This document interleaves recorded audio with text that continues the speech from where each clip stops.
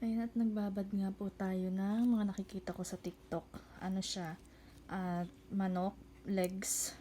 Tapos binabad ko siya sa gatas na mayroong bawang, pinitpit na bawang, asin at saka paminta. Yan, hindi ko na pinakita yung process kanina kasi nakalimutan kong i-video. So, ayan. Tapos gumawa na rin ako ng, ito naman, yung second coating ba to? Hindi.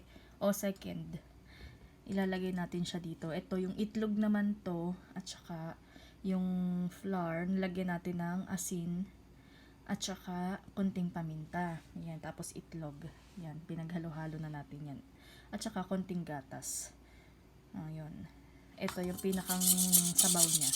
Gatas yan. Yan. Tapos ito naman yung powder. Lagyan natin siya nito.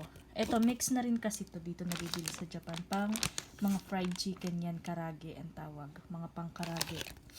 Yan. Tapos hinaluan ko siya nito. O yan, kasi may mga lasa naman na din yan. So, hindi ko na siya nilagyan ng kahit anong seasoning like asin or paminta. O, diba? Tapos, ang gagawin natin dyan, pagkuha natin nito, lagay natin siya dito, first coat. Yan, diba? Make sure na mababalot natin siya ng maayos. Kasi, lalagyan pa naman natin siya ulit mamaya eh. Then, pangalawa dito. Yan, o, diba? Second. And then, babalik ulit natin siya dito. For second coating dito sa harina. Diba? Yung sa itlog kanina, para lang dumikit siya. Yan. Tapos, lagay muna natin siya. Yan. Na-coat naman siya lahat. So, okay na yan. May na-fried na rin pala ako kanina doon. Mga 4 na piraso. At, in fairness ha, maganda nga yung kinalabasan niya. Napapanood ko lang kasi siya sa TikTok. Parang nakakatakam kasi na para siyang Jollibee chicken. Alam mo naman, favorite natin ang chicken Jollibee, diba? Lalo na hindi pa nakakauwi ng Pinas. So, yung tipong kain ka na. Kaso hindi ka marunong magluto ng ganun. So, at dahil nga marami tayo nakikita sa TikTok, ginaya na natin. Diba? Baka malay mo, totoo nga naman. At totoo nga naman talaga. Kasi syempre, diba? Marami din kasi sa TikTok minsan hindi totoo mga video, chos. Diba? Kaya hindi mo alam kung maniniwala ka o hindi.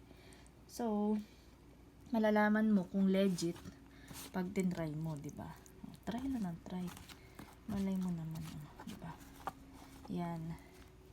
So, gagawin na muna natin siya. Tapos, mamaya, papakita na lang natin siya yung kakalabasan niya, diba? Kung maganda yung pagkakaprito. So, mamaya na lang ulit, guys, ha?